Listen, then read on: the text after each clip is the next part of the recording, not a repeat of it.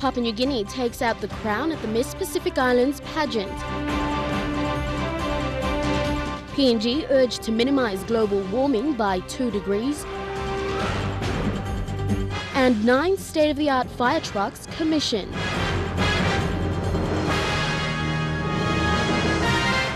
This is National EMTV News with Lorraine Genia. Good evening and welcome to Monday's news. 24-year-old Abigail Havora made history for Papua New Guinea last night when she was crowned Miss Pacific Islands. This is the first time in 6 years that a Miss PNG has won the regional pageant since PNG joined in 2010. The newly crowned Pacific Queen will return to PNG with her support team on Wednesday. The judging of the various categories of the Miss Pacific Islands pageant took place over a week in Rarotonga, capital of the Cook Islands. Miss Pacific Islands pageant was developed by the government of Western Samoa to promote the many cultures of the Pacific Islands.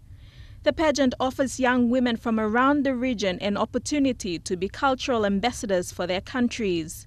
The pageant also aims to gather exposure for host nations and bring publicity to the region and its many tourist attractions.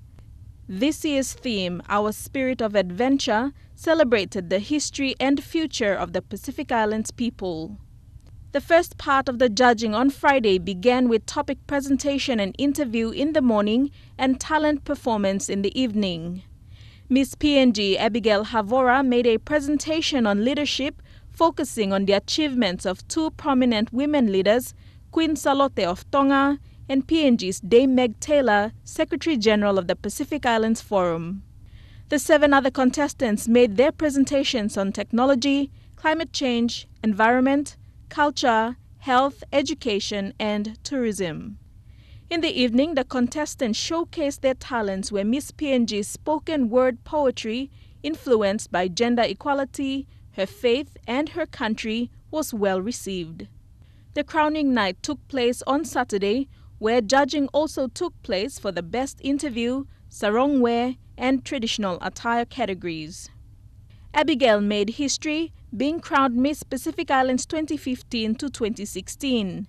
This is the first time a Miss PNG has won the regional pageant since Papua New Guinea joined in 2010. Miss PNG also won the Best Sarong Award and the Best Talent Performance Award.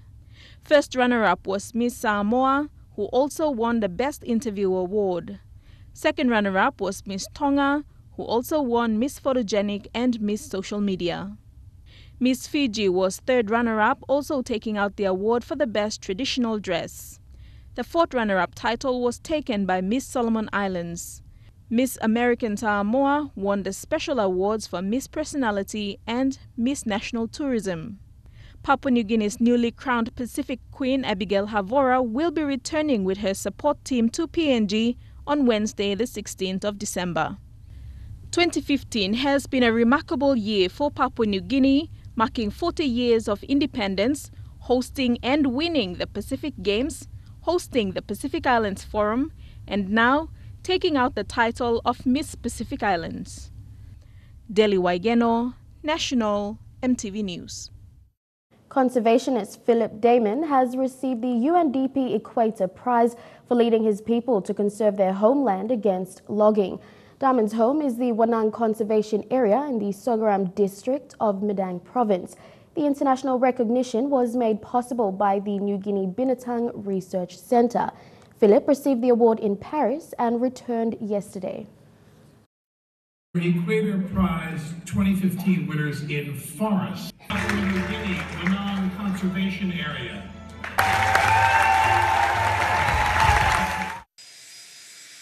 The 2 returned yesterday, a gloomy day in Madang, but with lit up faces, though jet-lagged.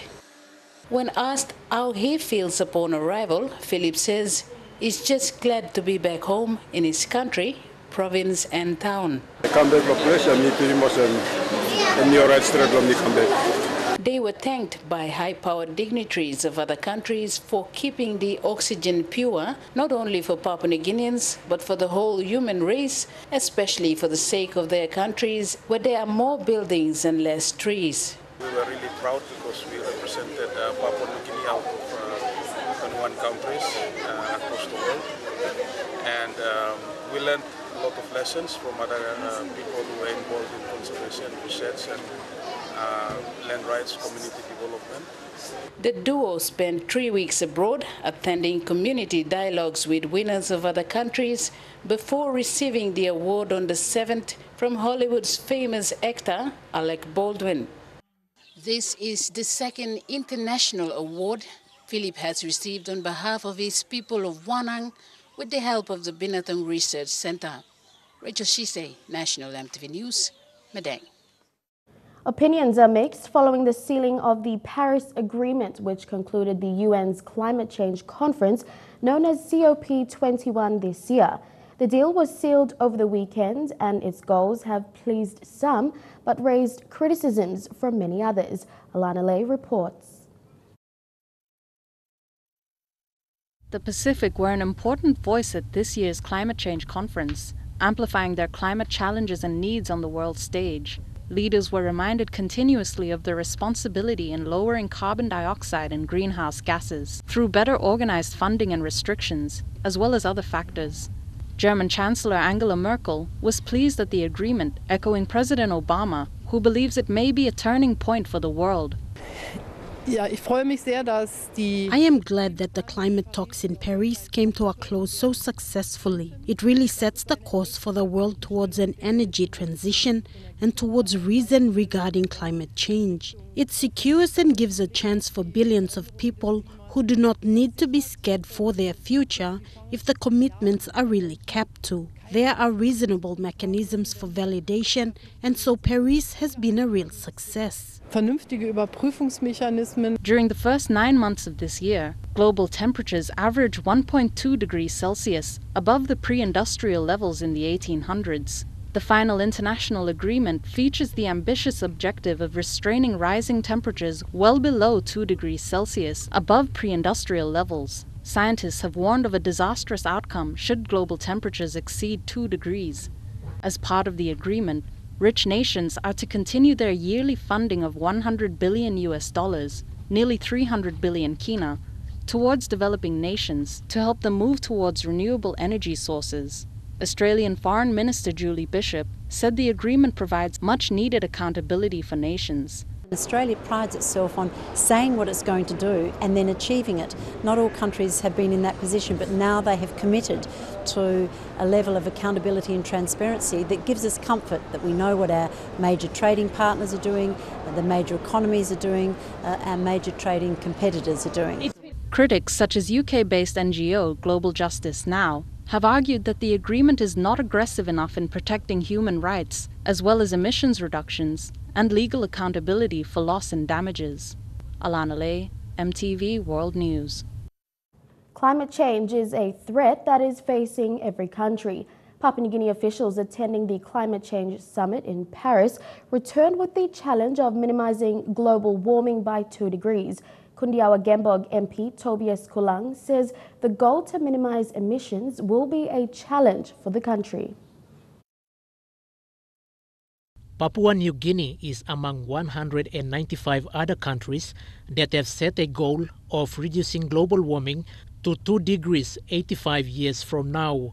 By the year 2100, audited records must show that the country's temperature is below 2 degrees. Government delegations to the United Nations climate talks in Paris in the last 2 weeks have returned with the comprehensive deal to reduce emissions and focus on the use of clean energy.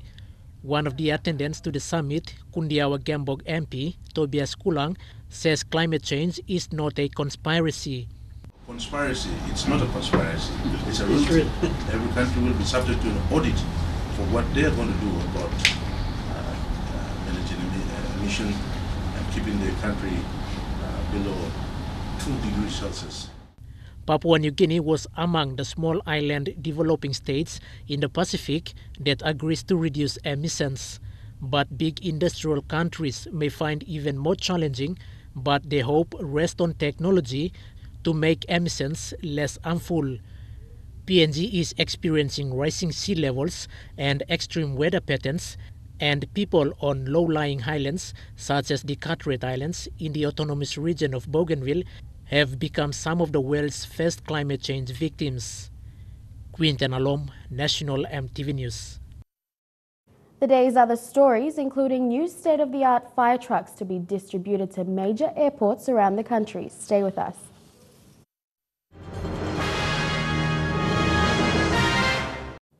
Welcome back. You're watching National EMTV News. The government has invested 27 million kina into 9 state-of-the-art fire trucks in its latest move to get Papua New Guinea's airports to world standard. The trucks are fully funded by the Asian Development Bank in partnership with the National Airports Corporation. In the last 3 years, there have been major airport infrastructure developments. Mount Hagen Airport was opened earlier this month and Kimber's Hoskins Airport 5 days ago. Bethany Harriman reports. Papua New Guinea's main airports are being improved to meet world standards. It's happening at a rapid pace. Mount Hagen was opened this month and Kimber's Hoskins Airport just 5 days ago. Goroka will also have a new 82 million kina airport, all paid from an Asian Development Bank loan. It's investment the government is keen on making. Today, 6 new fire trucks arrived at the Lae ports. The 6 trucks behind me, 2 each will be going to Tokua, Mount Hagen and Nadzap Airport. There are 3 coming. 1 will go to Goroka and 2 trucks will go to Medang. The whole 9 trucks cost 27 million kina. That's 3 million kina per truck. We have 6 fire trucks that have arrived from Oscos, America. Actually, our staff went across to do the user acceptance test. They drove the vehicle after it was manufactured. They're actually specifically designed for PNG Airports. While critics may say that the government is spending too much money on airports and the loan will put a burden on the economy, National Airports Corporation Managing Director Joseph Tupiri says the impact of having state-of-the-art airport facilities brings more opportunities for Papua New Guinea as the world changes. In our sector, peace of mind is very important. Peace of mind for the traveling public. So when we have these brand new fire trucks, our people are appropriately trained, infrastructure properly built, you create that peace of mind. We become part of the global community. We are not left behind. That's really... Papua New Guinea's economic growth and image in the Pacific will be improved. The challenge for the National Airports Corporation is to effectively sustain the airports by creating independent internal revenue streams.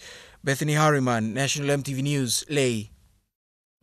An election petition filed by Western Highlands Governor Pius Wingti challenging an earlier decision to count 21 ballot boxes after the absolute majority has been deferred.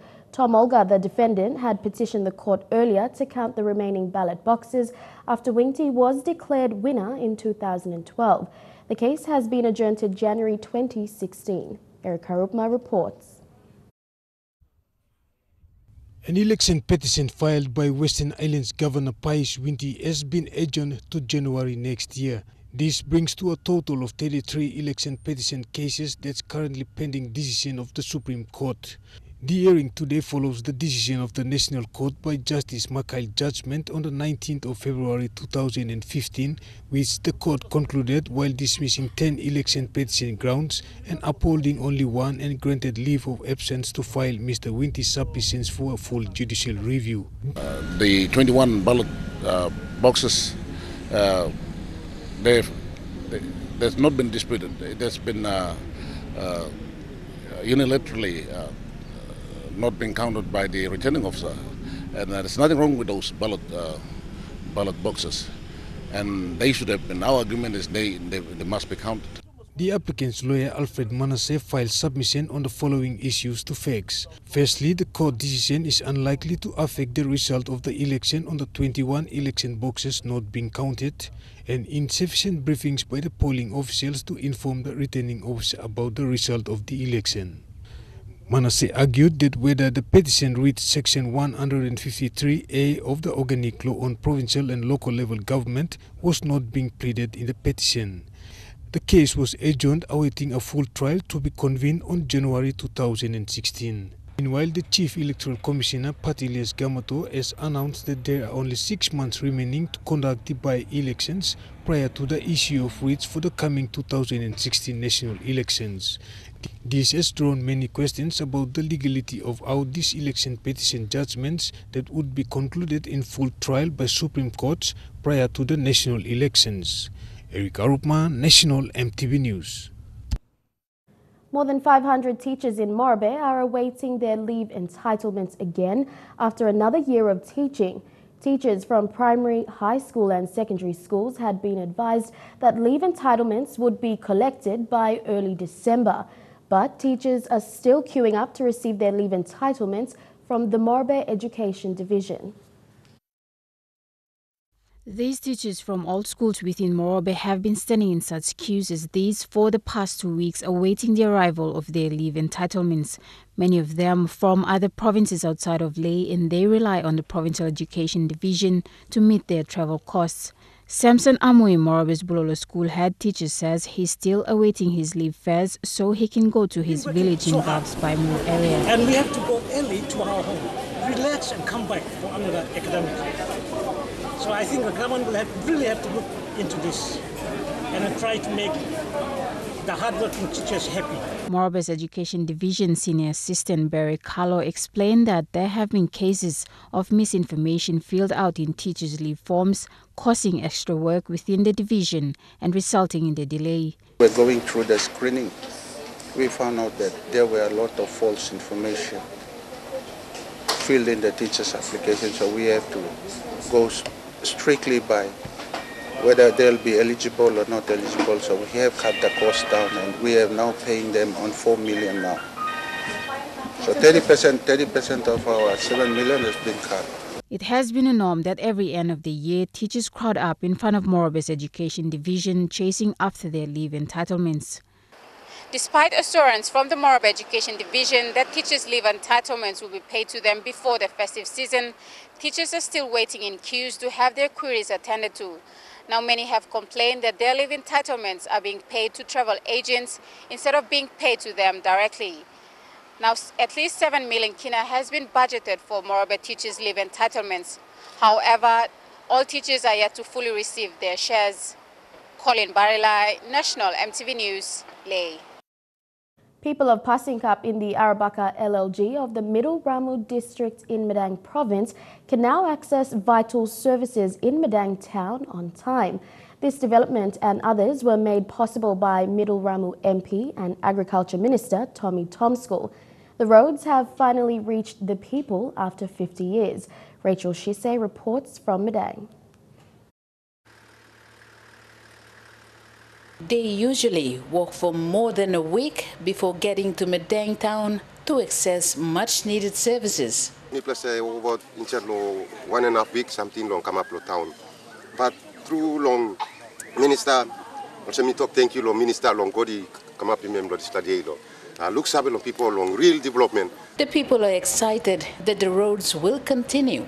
Road them last year building walk long and come now mi put him straight lo passing cap lo house so and mi play the next year problem to believe lo go as far as Puata lo Ramu. The Middle Ramu MP and Agriculture Minister Tommy Tomskul has spent more than 38 million kina for the roadworks before donating 3 trucks already to the people, each costing 149,000 kina. Today, lo year morning you can go long. Medina afternoon you back come back. Now you got truck. You don't need to walk about 4 day also miss a walk about before. The minister has also provided other services like solar systems, 68,000 kina worth of sawmills and many others, but he is very vocal that the people must practice good leadership. Leadership and big plus something. Leadership does all by bringing change. You got coffee, you got cocoa, only not bringing money come. Leadership does all but guide him community and bring him money come. Time and bring him coconut coffee go out. Workflow leader, you know, give him your money and by giving you tools. Rachel Shise, National EMTV News, Madang. And now looking at our finance news, The kina closed unchanged at $0.3350 in the interbank market. At Bank South Pacific, your kina was buying $0.3275 $0.4527 Australian dollars, $0.2951 euro, and 39.33 Japanese yen. Looking at commodity prices at New York close, gold and cocoa closed higher, while coffee and copra closed the day lower. Palm oil and crude oil closed lower, while copper closed the day higher. And on the stock market, the Dow Jones closed at 310 points lower, the ASX closed at 9 points lower, and the All Ordinaries closed at 8 points lower. And National EMTV News continues after the break. Stay with us.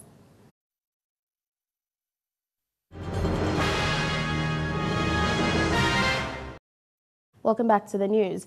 Alatau MP Charles Abel wants strict management of government assets provided by the district. He says management of assets has been a concern after services are delivered to the people. Abel raised this after presenting 2 vehicles to ethnic groups at Hagita Oil Palm Estate in Alatau yesterday. Alatau district in Milne Bay province continues to invest in transport infrastructure, one of 2 other sectors the district has prioritized to deliver a service to its people in 7 LGs. That may be a success story if people managing the asset are responsible with better planning, guided by a strict management. You will divide the time of the vehicle. You have to worry about money. How are you going to make money to put a fuel? And then you will run and take control of these assets. Whatever assets that the government decides to give it to you. Yesterday, ethnic groups working at the Agita estate received 2 trucks to ease their transport between town and to the villages.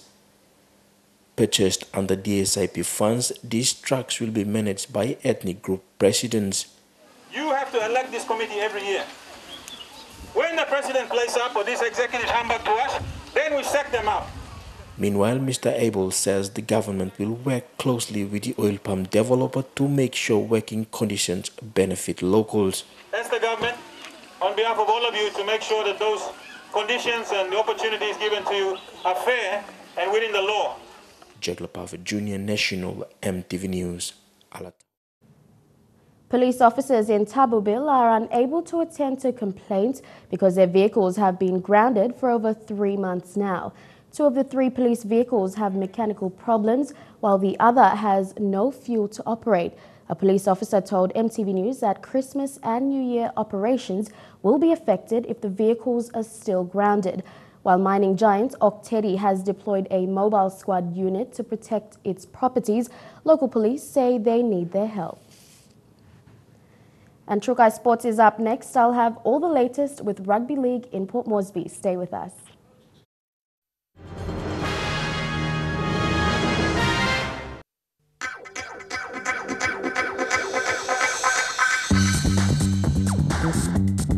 Trukai Sports.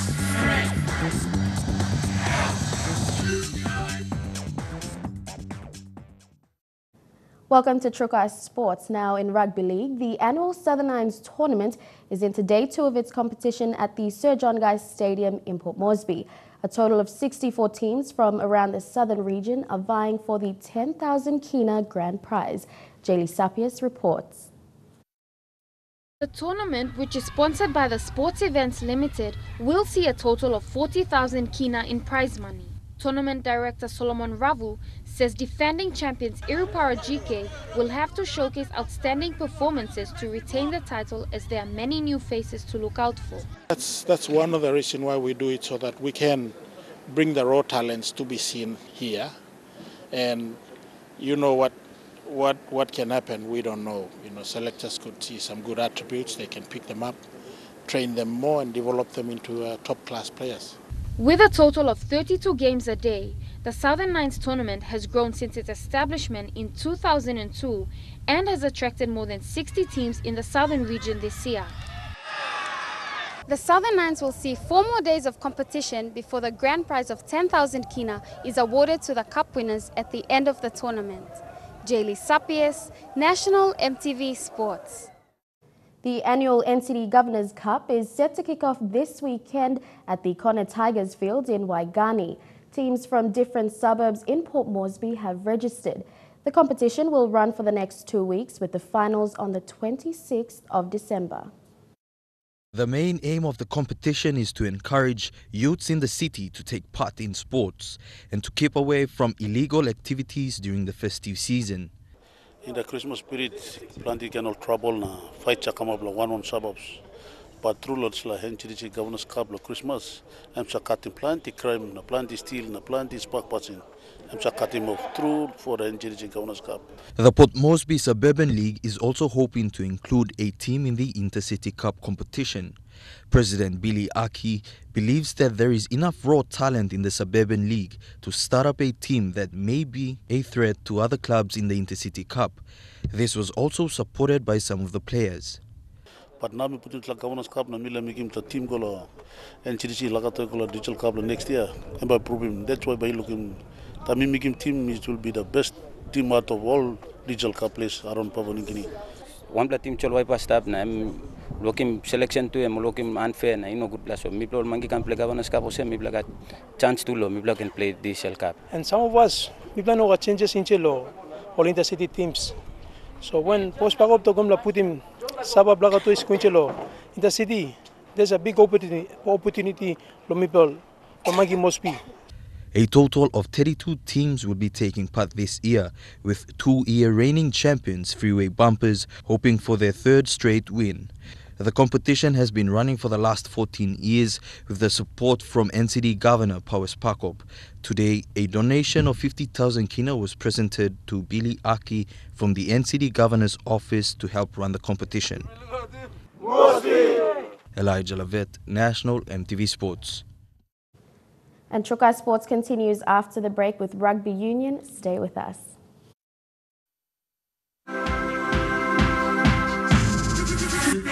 Trukai Sports.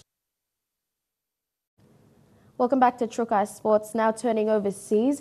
After claiming the Dubai Sevens title in the HSBC World 7 Series circuit, the Vodafone Flying Fijians are aiming to maintain their winning streak leading into the 2016 Rio Olympics.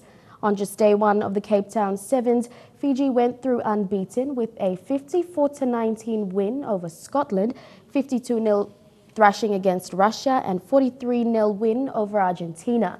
Fiji has now become the first country to score more points than any other team in the history of the Cape Town Sevens.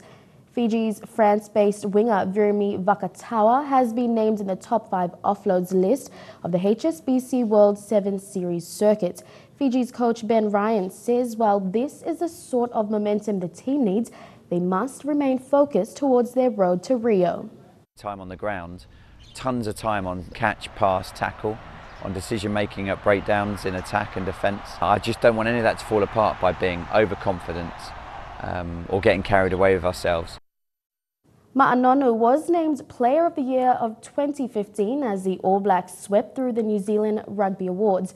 And there were no surprises for a 4th time running Steve Hansen as he was recognised with the Coach of the Year title. Dion Combeng with this report. Rugby players and officials in New Zealand traded their boots and shorts for suits and ties as they celebrated their achievements in the sport over the year 2015 at the New Zealand Rugby Awards. The back-to-back World Cup winning champions, the All Blacks took out the award for the Team of the Year once again. The All Blacks swept through the awards with Steve Hansen taking out Coach of the Year and Ma'anonu edged out Dan Carter, Ben Smith and Dan Coles to claim New Zealand's Player of the Year for 2015. Nonu, who is currently in France, thanked his All Blacks teammates and coaches and had a special word for his fans. I'd like to thank the fans for all your support over the years. I'm very grateful that you guys have always supported me, so thank you very much. Under Hansen's guidance, the All Blacks became the first team that won the Rugby World Cup for a 3rd time, the first to win successive crowns. They also savoured a 3-0 sweep against England in June, retained the Bledisloe Cup for the 13th year in a row and lost just one match to Australia in 2015. Dion Kombang, National EMTV Sports. And that's a wrap on Trukai Sports. Your weather details up next. Trukai Sports.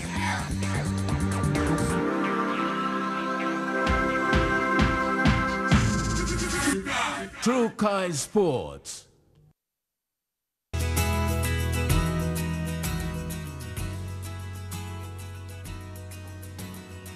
And your weather forecast for tonight and tomorrow in the southern region: fine although cloudy at times for Port Moresby, cloudy with a chance of patchy rain and showers in Daru and Kerema, fine in Alatau, and cloudy with the possibility of rain and showers in Popondetta.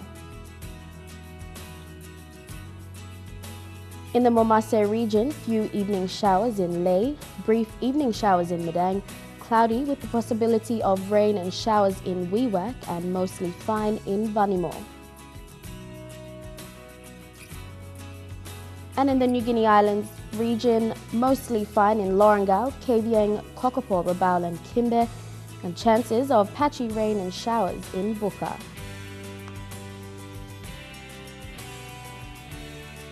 And in the Highlands region, few evening showers in Mount Hagen, cloudy with a chance of patchy rain and showers in Gorka, Kundiawa, Mendi and Wabeg.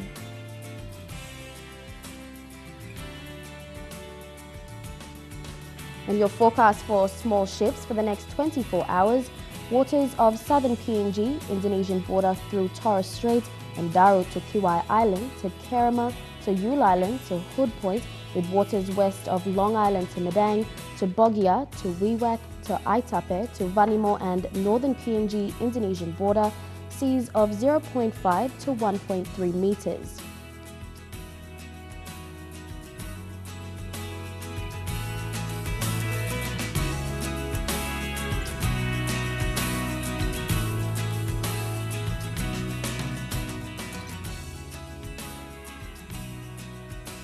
And your ocean forecast for PNG areas: Coral Seas and Solomon Seas, seas slight to moderate with southeast winds at 10 to 20 knots.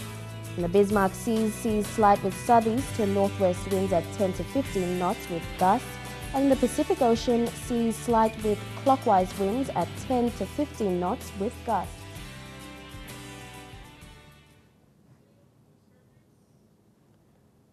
And before we go, recapping our headlines again.